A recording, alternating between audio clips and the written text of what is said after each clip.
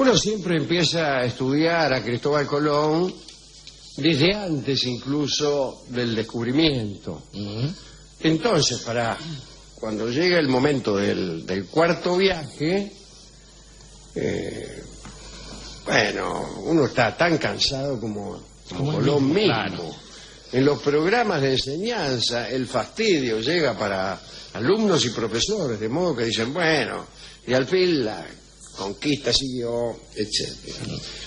En el tercer viaje, Colón había llegado a las costas de la isla Trinidad, ahí por Venezuela. Después se internó para explorar esa extraña desembocadura que tiene el Orinoco, y ante la exuberante extravagancia de aquellas tierras, Colón creyó que se hallaba en el paraíso. Escribe Colón: más allá del trópico de Capricornio se encuentra la más bella estancia, el paraíso. Colón estaba convencido de que la tierra tenía forma de pera, y además de otro convencimiento. Por ahí se cansó del continente, se alejó de él y puso rumbo a La Española, a la isla llamada La Española, donde había dejado una colonia de cientos de europeos, algunos de los cuales habían llegado con él en sus viajes anteriores. A su regreso del paraíso, entonces, Colón llegó a La Española y se encontró con una espantosa realidad. Gente ociosa, hambrienta, débil, roídos todos por las fiebres tropicales y por la sífilis. Y el tributo que les afanaban a los indios apenas se alcanzaba para cubrir las necesidades de la colonia. Mientras los dominios portugueses en el África producían cuero y especias, los españoles en el Nuevo Mundo únicamente cosechaban disgustos. Lo recaudado no alcanzaba ni para pagar las expediciones. Pero lo que colmó la paciencia de los reyes católicos fue el conocimiento de la deslealtad del almirante Colón. Colón les había ocultado el descubrimiento de tierra firme durante el segundo viaje y el descubrimiento de cientos de perlas en la isla Margarita. Alguien designó a Francisco de Bobadilla para hacerse cargo de la colonia ahí en la isla La Española, lo cual virtualmente equivalía a una destitución de Colón. En octubre del año 1500, Bobadilla llegó a Santo Domingo, sería mucho mejor, y apresó a Colón. El almirante volvió a España encadenado. Cuantito desembarcó en Cádiz, Colón, que era muy buen diplomático, envió una carta al príncipe Don Juan, el heredero de la corona, el hijo de los reyes católicos. Murió después, murió en un partido de pelota, dicen algunos, y después de unos lances amorosos muy intensos, dicen otros. El caso es que en ese momento estaba vivo. Sí, claro. Y Colón le envió una carta. De este modo, su versión de lo ocurrido en la isla La Española llegó a manos de los reyes antes que los informes oficiales. Los reyes recibieron esa carta y ordenaron la libertad de Colón. Lo nombraron, sin embargo, gobernador a Nicolás Obando. Cuando Bobadilla iba a regresar a España, murió ahogado en el naufragio, y ahí en el fondo del mar quedaron con él los documentos del proceso contra Colón, así que todo eso se olvidó o no llegó claramente. Y Obando quedó como gobernador. Durante 2 años Colón se quedó tranquilo en España, ni pensó regresar a las Indias. Para los reyes, Colón había cometido el mayor de los errores, que era gobernar la Española como si fuera un feudo personal, y luego también estaba el asunto de las perlas de la isla Margarita, que evidentemente era una ocultación culposa, etc. Sin embargo, ya por 1501 le dieron una nueva licencia para viajar. Y no es que les hubiera cambiado el humor a los reyes, pero se lo querían sacar de encima.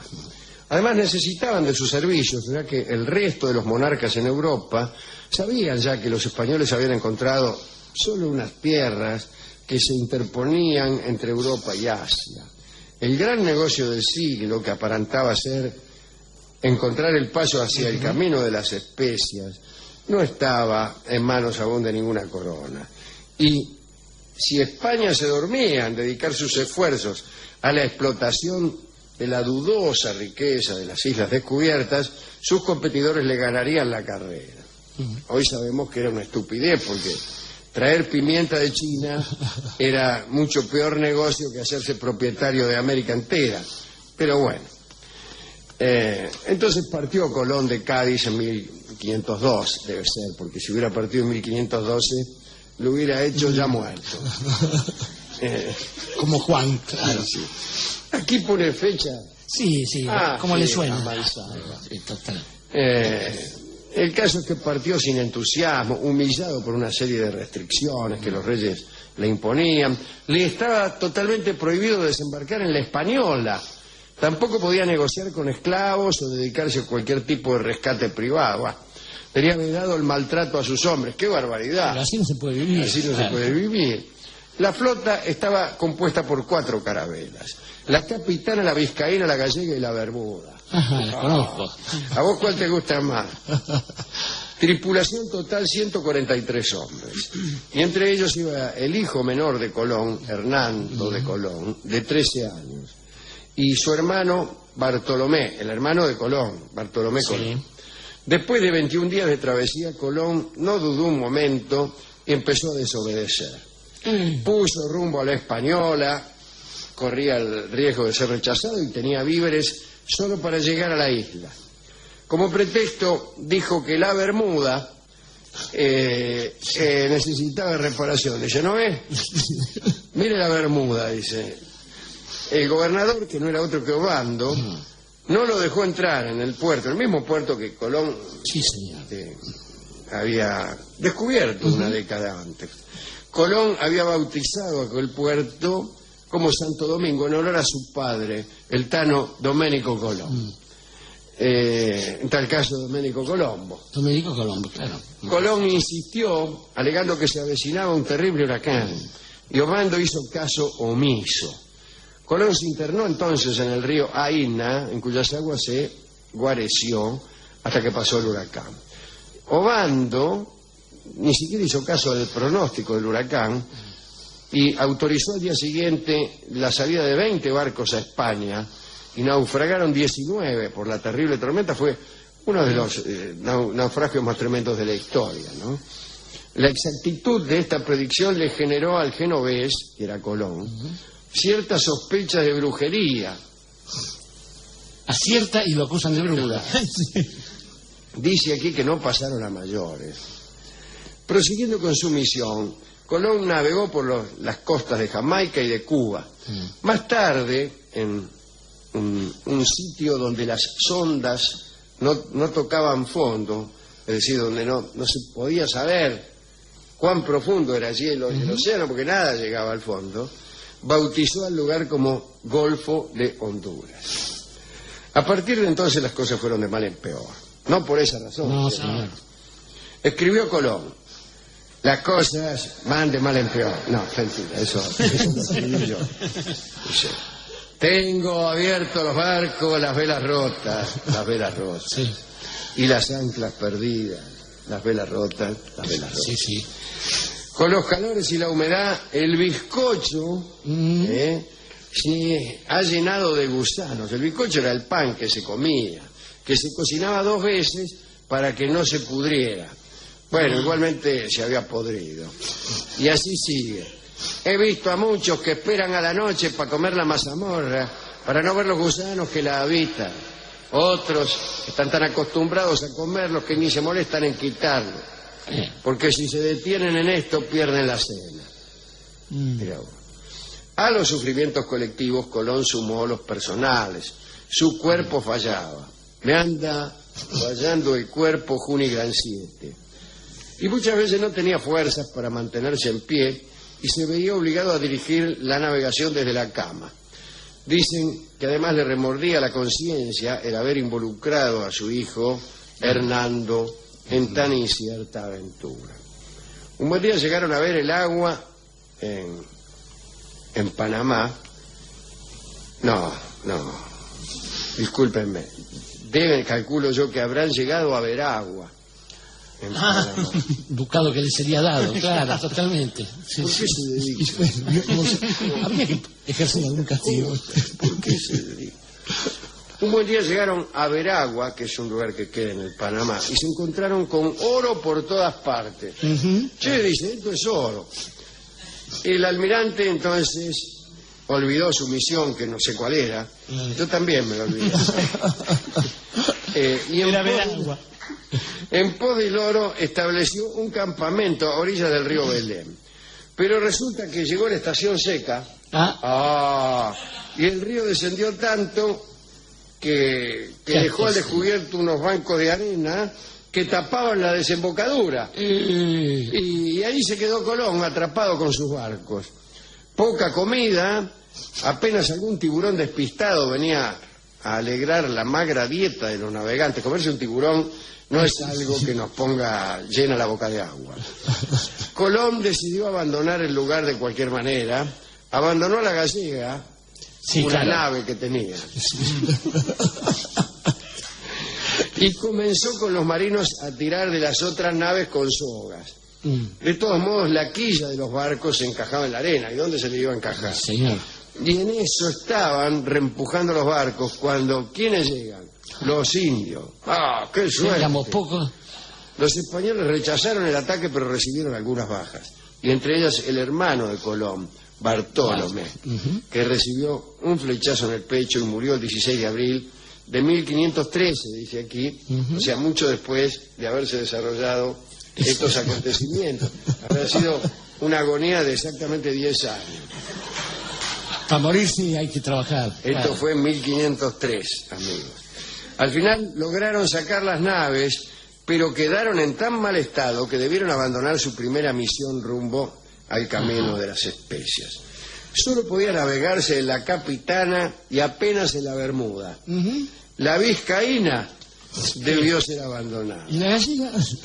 El agua llegaba casi hasta cubierta y no había manera de achicarla. Bueno, Colón decidió llegar hasta la bahía de Santa Gloria, en Jamaica. Construyeron parapetos, viviendas sobre las cubiertas, a modo de fortín. Se instalaron allí a la espera de ayuda, pero las reservas estaban agotadas. Colón envió a 2 de sus tripulantes en bote hasta la Española para pedir socorro. Los hombres remaron durante 3 días, los recibió el gobernador Obando y dejó pasar un año antes de mandar el socorro. Albergando la esperanza de que en ese tiempo Colón y sus hombres murieran de hambre, el astuto gobernador dejó pasar un año. Mirá si sería. La tensión en la bahía se hizo insostenible. 48 hombres al mando de Francisco de Porras se amotinaron. Quisieron tomar las naves para irse de cualquier forma. Colón les presentó batalla, los derrotó. Los sobrevivientes fueron atados a los árboles con grilletes. A todo esto aparecieron los nativos del lugar y se prepararon para atacarlos. Entonces Colón recurrió a una hábil argucia. Había observado Colón que en su calendario se anunciaba un eclipse de luna para el 29 de febrero de 1504. Día raro. Cosa que él ya sabía por haber vivido el 16 de abril de 1513. Bueno, como la fecha era próxima, Colón convocó a los caciques y les dijo que su Dios tenía resuelto procurarles hambre y pestes si osaban maltratar a los navegantes. Y agregó que para avalar sus palabras aparecería en el cielo una evidencia incontrastable. Finalmente el eclipse se produjo y causó tan enorme asombro y miedo entre los indios que terminaron por prometer al almirante todo cuanto necesitase. Yo cada vez que me veo en esas situaciones difíciles trato de pronosticar un eclipse. Sí. Pero siempre o no hay un eclipse hasta dentro de 6 años, o si hay ya lo sabe todo el mundo. Claro, cae en una tribu maya, por ejemplo, y listo. Bueno, a los pocos meses llegó el navío de rescate de Obando. Le mandaban medio barril de vino y medio chancho asado. Bueno. Era una vieja carabela que tardó 1 mes y medio en llegar a Santo Domingo, con el palo mayor roto y un traje a rayas y las velas agujereadas. En aquel lugar Colón supo por medio del explorador Rodrigo de Bastías que no existía paso alguno al Océano Pacífico. Le dijo: mire, Colón, tengo una mala noticia que darle. No hay ningún paso al Pacífico. Colón comprobó con tristeza lo poco que quedaba en la colonia, así que para qué se iba a quedar en Santo Domingo más tiempo. Un mes después regresó a España. Desembarcó en Sanlúcar de Barrameda, derrotado, encorvado por la artritis.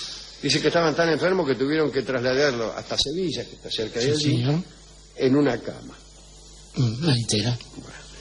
A la muerte de Isabel, el rey Fernando no escuchó más a Colón, le dijo que el asunto pertenecía a los herederos de la difunta Isabel, que eran, por cierto, Juana la Loca y su esposo, Felipe el Hermoso, el hijo del emperador Maximiliano de Alemania, que serían los padres del futuro rey Carlos V.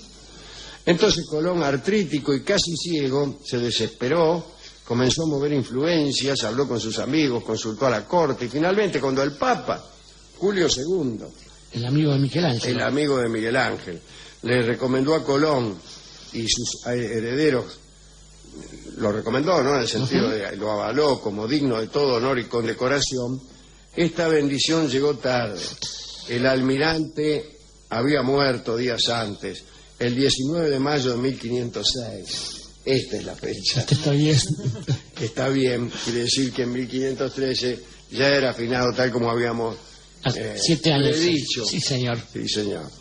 Ese fue el cuarto y espantoso viaje de Colón, que casi nadie estudia y lo bien que hace, ¿no? ¿A quién dedicar esta reseña? Estaba pensando, Alejandro, que en principio ese lugar al que llegó Colón, la Española, ha tenido una historia triste. Hoy en día lo ocupa la República Dominicana, la mitad, y la otra mitad la República de Haití. Y ha sufrido una vez tras otra injusticia de orden social. Así que Colón tenía algo, Cristóforo tenía algo de Setatore por ahí, ¿no? Se lo llevaba encima. Pero ciertamente en aquel momento la idea del viaje traía aparejada esta cuestión de lo inesperado. Realmente no sabían que se iban a encontrar. Uno piensa en Hernando de Soto, que cruzó todo el continente americano de una punta a la otra, y el tipo realmente vio cosas nunca vistas por un hombre. La cuestión es que con el paso del tiempo la gente hace turismo hoy en día y cree que en realidad va a ser lo contrario que los exploradores, va a buscar aquello que ya sabe que está ahí. Y se equivoca también, por eso las decepciones. Porque en realidad, alguna vez hemos sostenido, Alejandro, en esta tribuna que la especie humana está marcada por un viaje, que es el del exilio. Adán y Eva expulsados del paraíso. Los humanos somos esencialmente exiliados. Y frente al viaje tenemos esta cosa que puede llevarnos quizás a un retorno. Ítaca nunca está en Ítaca, nos han dicho los griegos. Y pensaba también que, en realidad, cuando alguien se va de viaje, le pasaba a los conquistadores, le pasa a los turistas, nos ha pasado a nosotros, la gente suele dar consejos, como si aquella cosa que se fuera a encontrar en ese lugar al que ya fueron otros, fuera la misma para todos. Y esto nunca es así, tristemente no es así. Y además, el viaje puede estar en cualquier cosa, digamos, una historia de amor, una aventura política. Digo, todo es un viaje, y en realidad aquel que parte de viaje no precisa consejos de ningún estilo, porque siempre está solo, y además va a descubrir prontamente que le resulta imposible volver. Por eso, los consejos, igual que no los tuvo Colón, deberíamos evitarlos para siempre y dejar que, marche tranquilito y no darle ningún peso accesorio al de la partida y ninguna otra cosa para el que se va. Para el que se va es la canción que va a cantar don Alfredo Zitarrosa. Adelante.